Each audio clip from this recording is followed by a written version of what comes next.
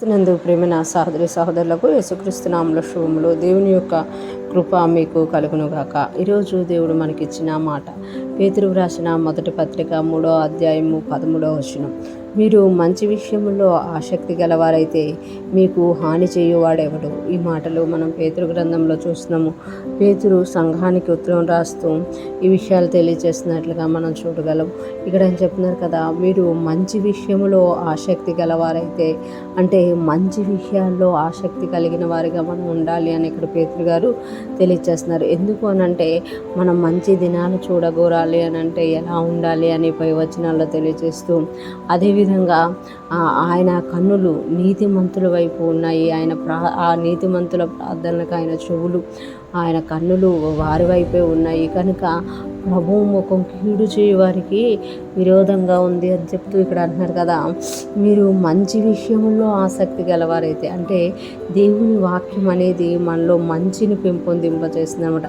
ఎప్పుడైతే మనము యేసుక్రీస్తుని ఎరిగామో వాక్యం అనే పాల చేత మనం పెంచబడుతున్నాము అని పేతురు గారు మనకి తెలియజేస్తున్నమాట. అంతేకాకుండా ఆ వాక్యం అనేది మంచి చేసేవారిగా, మంచి చేయడంలో ఆసక్తి గలవారిగా మనల్ని ప్రేరేపిస్తుంది.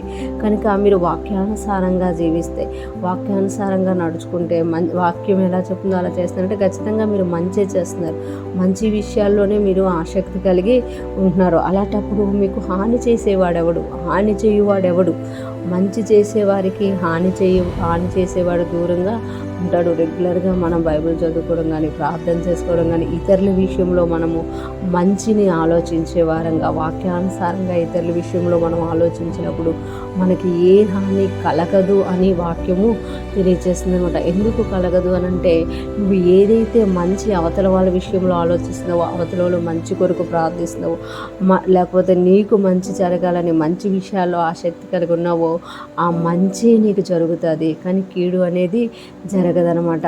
అంటే ఇక్కడ దేవుడు తెలియజేస్తున్నారు కదా, మంచి విషయాల్లో ఆసక్తి కలిగి ఉండాలి. అంటే వాక్యానుసారమైన ఆసక్తి కలిగి ఉండాలి. యేసయ్య చెప్పుతున్న దాన్ని బట్టి మనం ఆసక్తి కలిగి ఉండాలి. కానీ చాలామంది వాక్యానికి విరోధంగా జీవిస్తూ, హాని పొందుకుంటూ, సాతానికి ద్వారాలు తెరుస్తూ, ఆడొచ్చి దోచుకున్నప్పుడు, ఆడొచ్చి హాని చేసినప్పుడు అయ్యో నాకు ఈ కష్టం కలిగింది, అయ్యో నాకు ఈ శోధన కలిగిందని బాధపడుతూ ఉంటారు. పేతురు గారు చెప్తున్నట్టు మనం మంచి విషయాల్లో ఆసక్తి కలిగి ఉంటే మనకి హాని చేయవాడెవడు. మనం ఎప్పుడైతే మంచి విషయాల్లో ఆసక్తి కలిగి ఉంటామో చెడ్డవాటిని మనం విసర్జిస్తామన్నమాట. ఇతరుల విషయంలో ప్రేమనే చూపిస్తాం కానీ వాళ్ళని ద్వేషించమన్నమాట.